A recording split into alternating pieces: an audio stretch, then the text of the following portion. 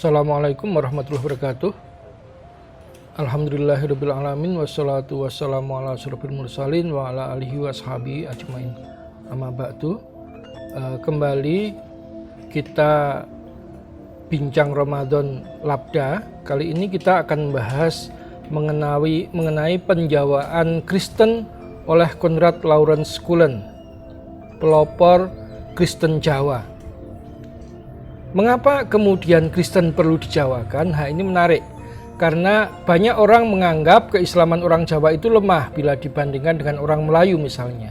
Tetapi sejarah membuktikan pada saat Portugis memasuki Nusantara, dia tidak berani untuk mencampuri urusan keagamaan orang Jawa.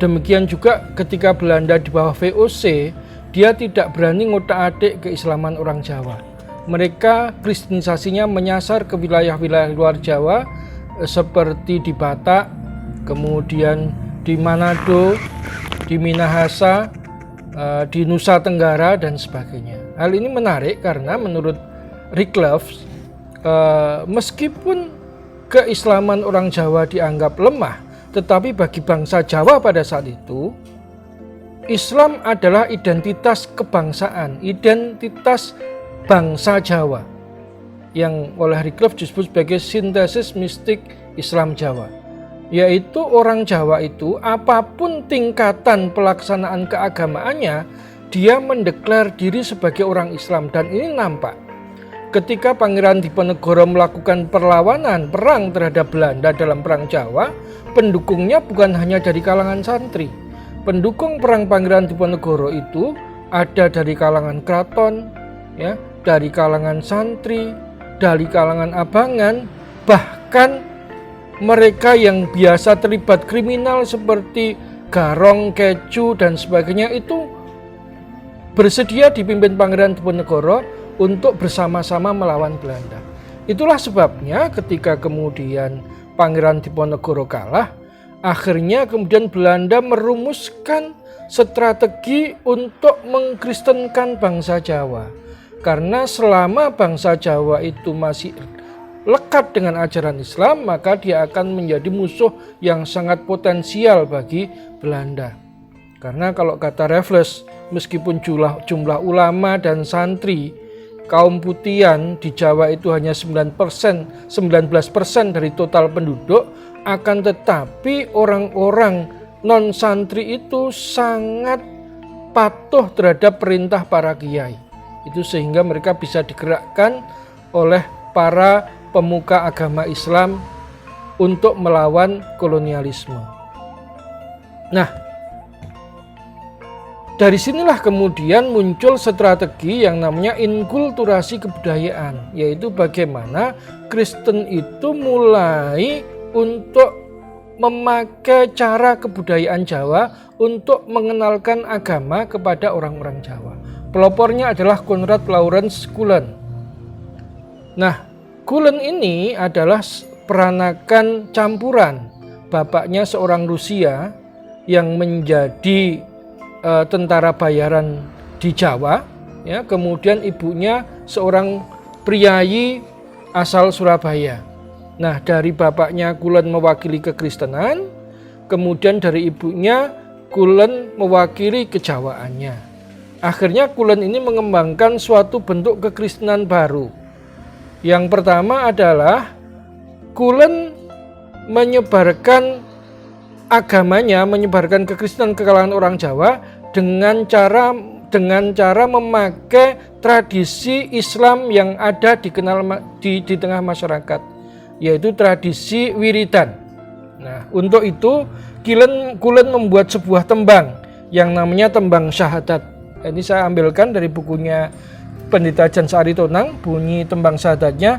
Sun angandel Allah sawiji, la ilaha illallah, Yesus Kristus ya Rohullah kang nglangkungi kuasanipun, la ilaha illallah, Yesus Kristus ya Rohullah. Jadi artinya kurang lebih, saya percaya bahwa Allah itu adalah Esa, la ilaha illallah, tiada Tuhan selain Allah, Yesus Kristus adalah Roh Allah yang punya kuasa atas segala sesuatu, tidak ada Tuhan kecuali Allah, Yesus Kristus adalah Roh Allah. Dan tembang syahadat ini cara pengucapannya mirip dengan orang wiridan. Jadi dibaca berulang-ulang sampai 1 sampai 1,5 jam. Seperti orang wiridan sehabis sholat. Nah, dengan cara seperti itu akhirnya orang Jawa mulai akrab dengan agama Kristen yang ada di sekitar Kulon. Kemudian yang kedua, Kulon sendiri mempunyai pengalaman yang tidak mengenakan terhadap Kristen Belanda. Kenapa? Karena Kulon ini adalah darahnya campuran Eropa dan Jawa, maka supaya bisa diakui sebagai orang Eropa, Kulon itu harus menempuh pengadilan supaya dia itu bisa diakui sebagai warga negara Eropa. Karena kalau orang Eropa itu warga negara kelas 1 yang punya banyak keistimewaan. Itu sebabnya secara politik Kulon tidak menyetujui semua kebijakan pemerintah Belanda. Misalkan dalam bidang politik tanam paksa, Kulon menolak tanam paksa dan memperjuangkan itu untuk para petani yang ada di sekitarnya. Sehingga kemudian masyarakat petani yang ada di sekitar Kulon merasa, oh ternyata ada orang Belanda yang juga memperjuangkan nasibnya. Tuh. Kemudian selain itu, Kulon itu juga mengenalkan